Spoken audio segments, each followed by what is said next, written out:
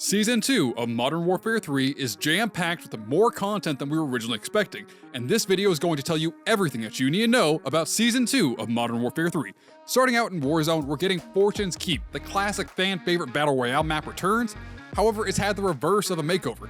It got Steve Buscemi'd. The map is completely changed because apparently the Kony group tried to research something under the island and somehow summoned zombies and caused an earthquake, basically pulling a Bruce Campbell from Army of Darkness.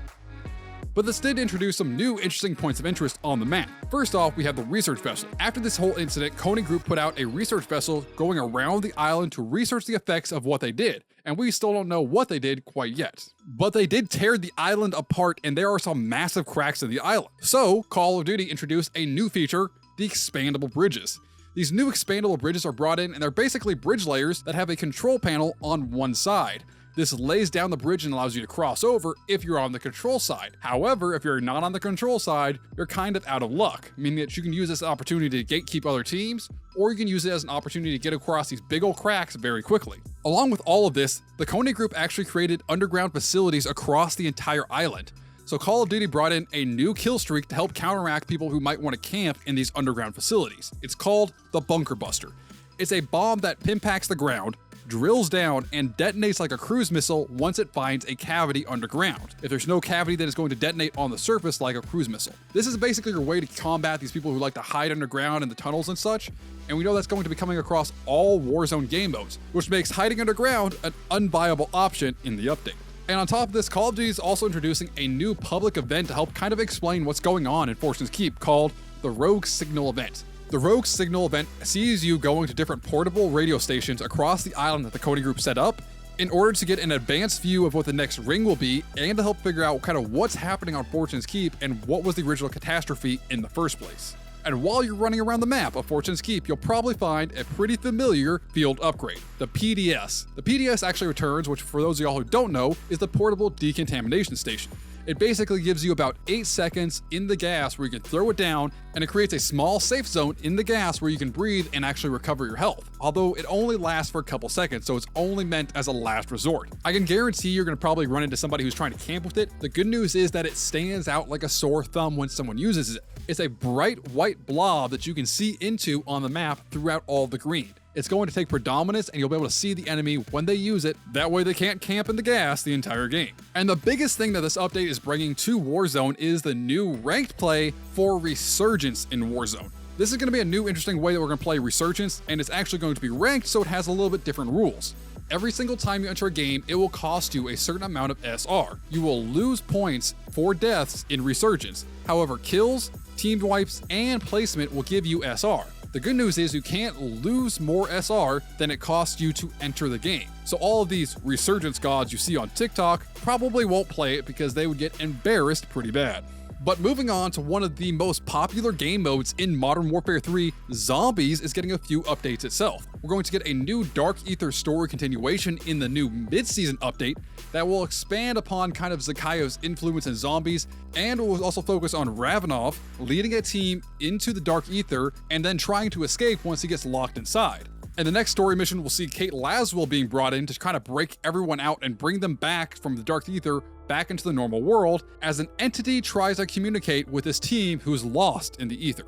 On top of this, we're getting the VR11 weapon schematic, so that way you can build it offline and take it into raids with you. And we're also getting the Mags of Holding power-up, which basically allows you to fire your weapon non-stop without reloading, as the ammo will directly pull from your inventory and not require you to reload when firing. However, one of the coolest things coming to Zombies, in my opinion, is the Blood Burner key. It's actually a key that you can use to summon the Blood Burner vehicle, which completely destroys most enemies in Zombies. And I'm personally very excited to try to pick one of these up and be able to use the Blood Burner at any time and summon it whenever I need it. And with all of this being said, Modern Warfare 3's multiplayer is getting quite a few changes and upgrades itself. We will be getting 4 new maps, a bunch of new operators, and a bunch of new weapons in Modern Warfare 3. So let's go ahead and talk about what all we're getting. We're getting the 4 new maps and 2 new map remasters for the upcoming game modes. The first map we're getting in Modern Warfare 3's multiplayer is Departures. It's a new map showing the departures area of the Zakhaev airport, and it sits actually canonically about 400 feet away from the map Terminal. And this map is quite large. However, in contrast to that, we're getting a quite small map. called Stash House. And no, I do not mean a house that you can put in your pocket, but the map is small enough that you could literally do that. Stash House is actually a very small map centered around one basically suburban property location with a house itself and the front yard and backyard all as fightable areas. It's supposed to be an alternative to Shipment and Rust as far as small maps go. However, the coolest thing about this map is that it has a pizza on the roof referencing Breaking Bad. And after all of this fighting, you'll probably want to use a vacation. And where better than the Vista? You can go grab a burger, do a little shopping, and whack a few baddies as you go on a shopping trip to experience the kind of lovely culture that you experience in the South American shopping center.